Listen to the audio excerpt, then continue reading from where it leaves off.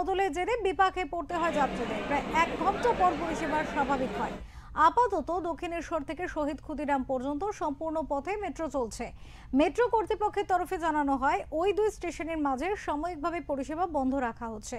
পরে জানানো হয়েছে 11টা নাগাদ দক্ষিণেশ্বর স্টেশনের একটি পয়েন্ট খারাপ হয়ে গিয়েছিল, যার জেরে ঘটেছিল এই বিপত্তি।